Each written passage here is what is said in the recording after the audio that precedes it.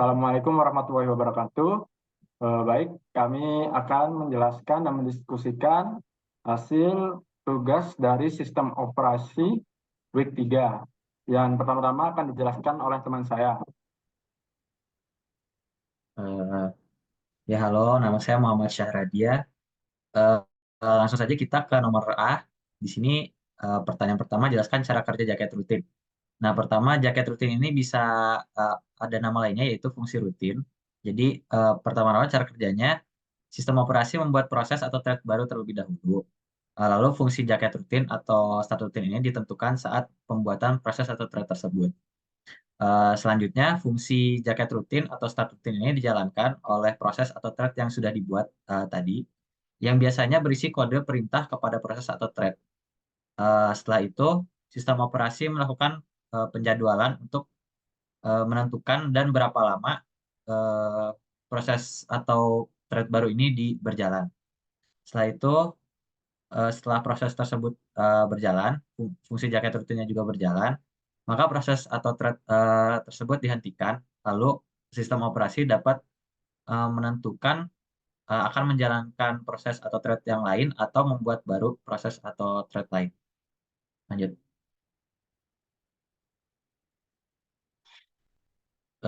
Lanjut ke pertanyaan selanjutnya. Di sini ada gambar RPC thread A proses satu dan thread B proses 1. Di sini RPC menggunakan satu thread per server pada unit prosesor. Pertanyaan pertama itu jelaskan mengapa eksekusi thread A berhenti pada gambar kotak warna biru. Nah, di sini thread A berhenti pada kotak warna biru saat thread B sedang running. Otomatis thread A itu dalam keadaan block karena prosesor prosesor sedang menjalankan thread B. Maka waktu di kotak biru ini thread A diblok terlebih dahulu sampai thread B selesai. Setelah itu thread A dijalankan lagi. Lanjut ke soal ketiga. Berarti di sini ketika thread A dan B sedang menunggu jawaban server, apa yang terjadi dengan proses satu? Eh, di sini proses satu akan dalam keadaan block, yang berarti tidak dapat melanjutkan eksekusi sampai respon dari server diterima. Eh, Pertanyaan selanjutnya, jelaskan kenapa creation dan termination thread jauh lebih cepat dari creation dan termination proses. Di sini ada tiga hal. Yang pertama, thread itu lebih ringan dibandingkan proses karena thread berbagi ruang alamat memori yang sama dan memiliki overhead yang lebih rendah daripada proses. Thread dalam proses thread dan proses dalam proses yang sama berbagi memori dan sumber daya lainnya yang memungkinkan komunikasi tanpa melakukan kernel. Di sini jadinya karena tanpa melibatkan kernel, thread otomatis lebih cepat dari prosesor. Dan yang terakhir, karena thread berbagi ruang alamat memori yang sama, maka pemilihan konteks antar thread lebih cepat dibandingkan prosesor.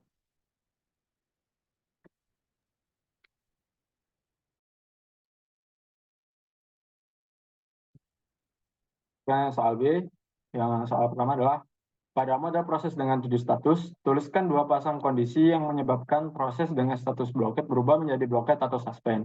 Baik, di sini ada dua kondisi. Kondisi yang pertama adalah memori penuh dan tidak ada proses dan tidak ada proses di memori yang siap dieksekusi. Lalu kondisi kedua adalah memori penuh dan terdapat proses hard disk eh, baik proses baru maupun suspend dengan prioritas lebih tinggi siap untuk dieksekusi. Lalu soal yang kedua, tuliskan tiga alasan mengapa dalam sebuah sistem operasi dilakukan swapping. Alasan yang pertama adalah sebagai memori cadangan. Swapping bertindak sebagai virtual memory atau memori cadangan. Ini merupakan ruang kosong yang bisa digunakan sewaktu-waktu ketika memori utama RAM komputer penuh akibat membuka beberapa aplikasi besar secara bersamaan. Lalu yang kedua adalah agar komputer bisa masuk ke mode hibernasi. Sebelum melakukan hibernasi, maka komputer akan menyimpan data-data yang tengah berjalan pada partisi swap. Hal ini agar nanti data-data tersebut tidak hilang saat komputer dihidupkan kembali. Lalu hasil yang ketiga adalah metode swap in dan metode swap out. Swap in adalah metode menghapus sebuah proses dari memori sekunder atau hard drive dan mengembalikannya ke memori utama, yaitu RAM, untuk dieksekusi. Lalu ada metode swap out, mengeluarkan sebuah proses dari RAM, lalu dikirim ke hard drive, sehingga proses-proses dengan prioritas yang lebih tinggi atau konsumsi memori yang lebih besar akan dieksekusi disebut swap out. Kira-kira gimana nih guys jawabannya, atau ada tambahan gitu dari kalian? Udah cukup. Oke, lanjut ke soal C akan dijelaskan oleh rekan saya.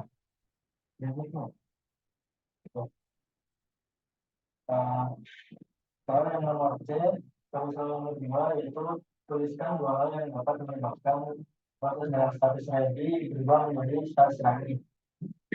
Yang pertama yaitu dikarenakan data waktu proses yang sedang dirami sudah habis. Kedua, bila proses yang sedang ready lebih tinggi daripada proses yang sedang dirami. Selanjutnya nomor 3 itu jelaskan mengapa komunikasi antar thread dapat lebih efisien daripada komunikasi antar proses. Dikarenakan komunikasi antar thread tidak melibatkan kernel berada di dalam satu proses, sedangkan komunikasi antar proses harus melibatkan kernel. Nomor 4, tuliskan dua hal yang dapat menyebabkan proses dengan status running berubah menjadi status ready. Yang pertama yaitu menjadwal memutuskan eksekusi proses lain. Yang kedua, data waktu untuk proses tersebut telah habis. Selanjutnya akan dijelaskan oleh yang menjawab. Untuk soal nomor D, nomor 2 itu, perhatikan gambar di bawah ini.